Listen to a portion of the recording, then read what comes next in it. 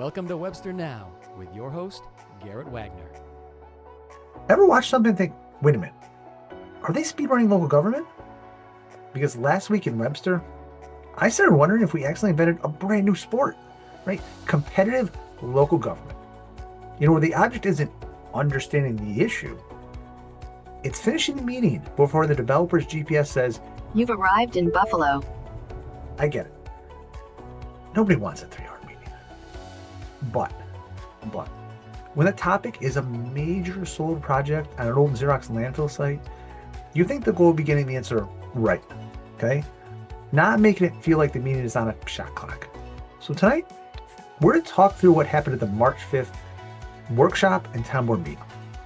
In this case, the developer's travel time from Buffalo suddenly became an important part of the conversation. Webster residents showed up and spoke, and agenda items weren't quite ready as they should have been, one after another. By the end of the episode, you might find yourself asking a pretty simple question. Are our elected officials there to do a job or get home early? Now, just a quick reminder, everything you hear today is my perspective only. Nothing said reflects official town policy or action. So let's get into it. So let's start with the moment that kicked this whole thing off. Because during the March 5th workshop about the proposed Montante solar project on the Xerox Brownfield site, something truly unusual happened. At one point in the discussion, Alex said the board should move questions along because the developer had driven in from Buffalo. We have set the time that we needed to be respectful of everybody's time here because they did come out from Buffalo as well. And look, nobody's pretending that Buffalo's Penfield, but it's only an hour away. And when we're discussing a major development project that could affect Webster residents for decades, the question becomes simple. Should the meeting move faster because the developer has an hour drive home? Or should the meeting move at a pace needed for the public and the town board to understand what's actually being proposed? And that's where things start to feel a little bit strange, okay? Because workshops like this exist for a reason. They're the moment where the board, and more importantly, the public, that's all of you, get to hear the questions, hear the answers, understand the project before big decisions are made. And this is a big one, right? We're talking about Xerox site, Brownfield area, a location connected to landfill concerns, a project covering an area roughly the size of multiple football fields, and a proposal that raises environmental, infrastructure, and community questions that deserves real public discussion. The board's it's time to step up why they're elected, which is exactly why those questions were being asked in the first place. But during the meeting, Alex raised the idea that the questions could have been asked privately instead, that board members had the opportunity to send questions in outside the meeting. Now, that might sound reasonable at first, except there's a pretty important issue with that idea. If those questions all happen privately, the public never hears them. The developer controls the narrative. And the public, all you, they don't hear anything, which kind of defeats the entire purpose of holding discussions in a public meeting. Because transparency isn't just whether questions get asked. It's whether the community, once again, all of you, gets to hear the answers. And that's where something else important came into the story. Before the workshop, there was conversation about how these questions should be handled. The town attorney advised questions should be asked during the workshop in public. That way, discussions happen on the record, where residents can see it, where residents can hear it, where everyone understands how the decision is being evaluated. So when questions start getting rushed, it created a pretty uncomfortable tension because it was a shift. It wasn't just discussing a solar project. They were also in real time deciding how transparent that discussion should be. And there was definitely not a consensus among the board. Because yes, meetings can run late. And yes, I got a daughter at home. And like most parents, I'd love to be home earlier some nights. But that's not the job. Because when residents elect someone to represent them, they're not voting for convenience. They're voting for someone who's willing to ask a question that needs to be asked. Even when it takes a little bit longer, even when it might be a little uncomfortable. And that's why the moment about the Buffalo Drive stood out so much. Because it flipped the priorities completely of the meeting. Instead of asking, how long does the decision need to take? The conversation sounded such more like, how quickly can we wrap this up? And here's where things get more interesting. Because that day of the workshop, Alex published his latest supervisor column. In the column, he wrote this: "We leave no stone unturned in offering radical transparency necessary to keep community informed and involved with town decision making." Right? Strong statement, radical transparency, leaving no stone unturned. To be fair, those are exactly the kind of values residents want to hear from their local government. But statements like that also create a pretty clear expectation. If transparency is the goal, then public questions at a public meeting shouldn't feel like they're being rushed, especially when the topic is a project with long-term implications for the whole community. And this is exactly why all voices matter in these meetings, because sometimes the most important perspective in the room doesn't come from the board table. It comes from the microphone. And we saw that. One of the speakers that night was Sean Hanna, a former regional director of the New York State DEC, a 2026 candidate for the Webster Town Supervisor role. We jokingly refer to him as Webster royalty around here. And his comments stood out because he spoke from experience inside the very system people were being asked to trust. Mark, you indicated at the outset that you did not exactly rest easily at night knowing that the DEC was out there to protect you. Well, as the former regional director of the DEC, I can tell you you're a wise man. The DEC technicians who last came out to Webster to look at this site more than a year ago are not the ones who made this decision. This decision was made by the second floor of the State Capitol building. I was there for a long time. I know how it works, and I can guarantee you that's what's behind all of this. Additionally, I was disappointed to hear in all the discussions about these purported environmental benefits of this project that nobody ever mentioned anything about habitat. Habitat has always been what's driven my environmental activism, and I can't see a great deal of habitat environmental benefit to clear-cutting 17 acres of natural habitat. Your responsibility is to the people in this room who are not making money on this project. And you are here, and this is in front of you because the other people who are making money are asking something extraordinary from you, something to which they're not entitled, something that they should only be granted if you think it is in the best interest of the people of Webster. It is not. And now listen, whether you agree with his conclusions or not, moments like this, using your voice, the freedom of speech, that's what makes our country great. That's why public meetings exist. Public meetings in government isn't supposed to be comfortable. They're supposed to be transparent. They're supposed to be honest, and they're supposed to do their job for the residents of the community. And sometimes that means the conversation takes just a little bit longer. All right, given the start to the board meeting that night, next up, the residents after the workshop had a chance to speak and share how they felt about the project. And we thought it was important to touch base on what they said, because this isn't the first time they showed up. It might not be the last. One of the speakers, David Blejo, helped put the scale of the project into perspective. The site of the solar farm is approximately 20 acres. Of that 20 acres, approximately 17 consist of mature trees, which in turn house wildlife habitat. Those approximate 17 acres will have to be destroyed. Whether you tear them out, whether you cut them at the base, it's irrelevant. They're destroyed. They took years to grow. Most importantly, I'd like to point out, I don't think anybody, or well, not anybody, but I was shocked, and I've been following this for a while, to give you a visual size of 20 acres. That's equivalent to 15 football fields, and we all know football. 15 football fields, not stadium, fields. I mean, think about that for a second. 15 football fields? That's not a small installation tucked into a corner of a property. That's a major development footprint. And when projects reach that scale, residents start asking bigger questions. Questions about noise, questions about environmental monitoring, questions about long-term impacts on the community. Another resident, Mark Williams, focused specifically on environmental oversight. A question came up tonight about how long it would take for the DEC to react to cracks in the cap. I think I can help answer that. Judging by the pictures in the annual Haley and Aldrich annual report, the pictures are taken in warm weather. The Haley and Aldrich report is sent to the DEC, or it's finalized, and I believe it's sent to the DEC in mid-March of the following year.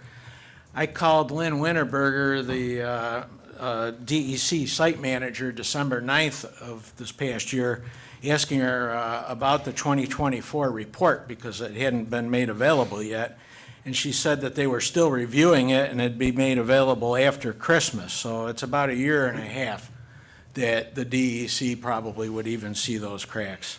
His point, pretty straightforward. When you're dealing with landfill conditions and potential environmental risks, caution matters. I know, crazy thought. Then Jen Blejo stepped up to the microphone and made something very clear. This is not a dispute over the pros and cons of solar power, because if it is, I'm pretty sure we're all okay with solar power. So Montante can feel free to take their panels, move them down the road, and dump them in an area that's already been destroyed, like a parking lot that sits empty, maybe an area that doesn't require demolishing almost 17 more acres of, not small, but very mature trees and plants that are home to so much wildlife, and a location that immediately backs up to a residential neighborhood, and most importantly, isn't dumped on top of a potentially dangerous, toxic waste area that could negatively impact the integrity of its protective cap. In fact, she said many Webster residents strongly support renewable energy. But supporting solar energy doesn't automatically mean supporting every possible location for every solar project. And her concerns center on the location, specifically the removal of mature trees and the transformation of a landscape that many residents value. Which brings us to another moment. They added a layer of political pressure, shall we say, to discussion. Because one of the residents, Jerry Brashard, wonderful person, happy to have her. She moved to Webster, reminded everyone of something the supervisor himself previously said. You stated, I am a passionate advocate for green and open space, and am always looking for ways to enhance the protection of these spaces as often as possible. Well, that is exactly why I'm here tonight. The Xerox land is green space. The 20-acre site proposed for solar installation is not a paved parking lot, not a rooftop, and not an already cleared industrial parcel. It is a fragile, capped, toxic landfill. That's a powerful moment in any public meeting because it shifts the conversation away from that abstract policy, that real black and white accountability. But the moment that probably created the most direct political pressure came from Elaine Johnson. You asked for our vote and our support. We voted for you and your team on the basis that you were not in favor of this project, so we're asking you today to stick by your campaign promises and vote no for a special use permit. Whether someone ultimately supports or opposes the project is one conversation. But campaign statements matter because when voters hear a position during an election, they often use that position to decide how they want to vote. So when a decision later appears to move in a different direction, residents naturally, they want an explanation. And that's not unreasonable. That's how it works. That's how politics are supposed to work. Hold people accountable. Using your voice, using your vote, as we talk about. And that's exactly what happened in the meeting room. People weren't just expressing concerns about the project. They're also asking whether the commitments they heard during the campaign still applied.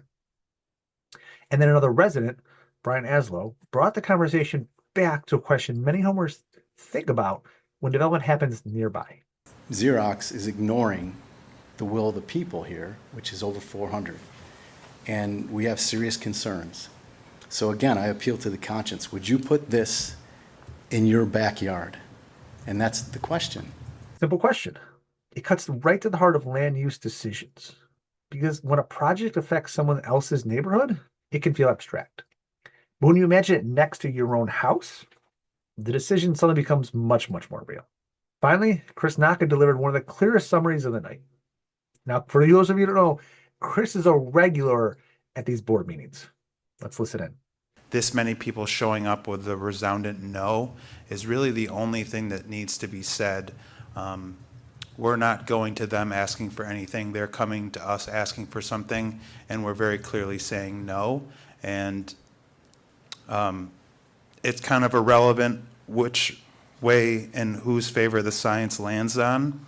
If people that pay a lot of money are coming home to their houses and are emotionally burdened by things in their backyard, that's the only side effect that needs to happen for this no to hold weight.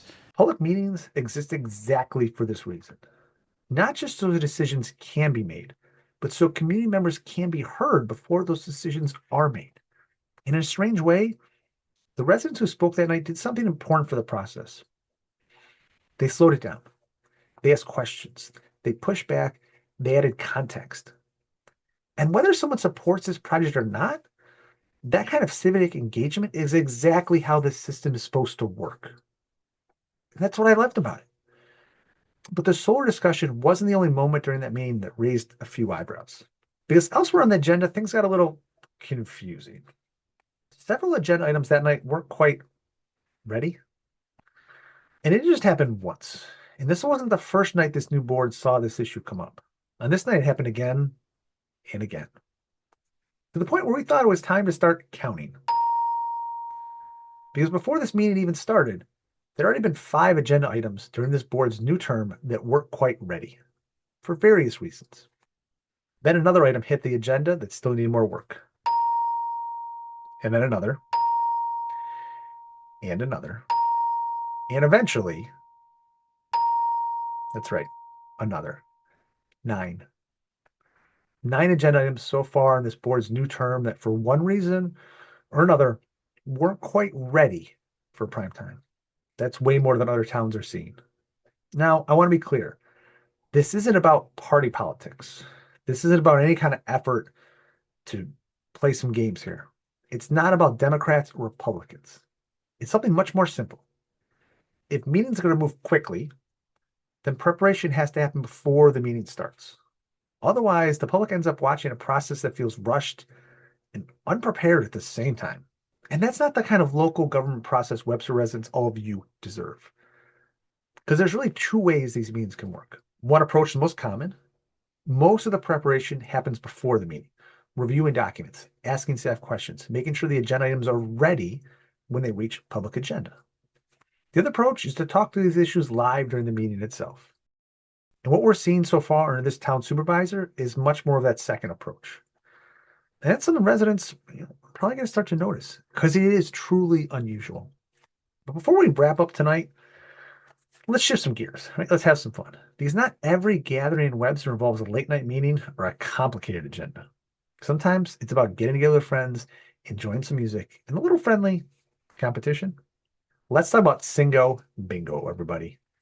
Coming up, April 17th at 5:30 p.m., mark your calendars, the Webster Rec Center is hosting an event called Singo Bingo. If you've never played it before, it's exactly what it sounds like. Instead of numbers being called out like traditional bingo, the game plays short clips of songs. If the song is on your card, you mark the space. Which means the room quickly turns into a group of people recognizing songs, singing along, and trying to beat their neighbors to a bingo. Which is a blast. I love bingo. All right, I'm not afraid to admit it. The event is part of Webster's Park and Rec 55+ programming. It costs $3. Prizes are included. So you're looking for something fun to do with friends, or just an excuse to test out that music knowledge, which, come on, I know some of you have.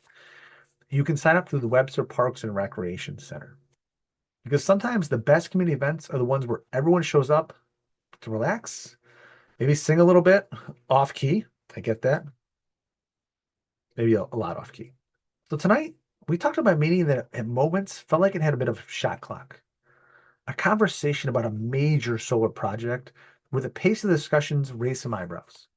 Residents who showed up and made sure their voices were heard. In a meeting where a few agenda items reminded us that fast moving doesn't always mean moving smoothly. But that's really the bigger point here.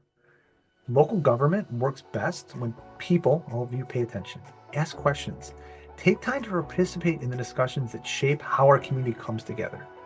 Because when residents show up and speak and stay engaged, the process, it becomes stronger. We as a town become stronger. So if you've enjoyed this episode, please consider liking, following, or share it with a fellow Webster resident. The more information we spread, the stronger our community becomes. Because remember, every step we take is a step towards a better Webster. You've been watching Webster Now with Garrett Wagner. Join us next time for more local news and updates.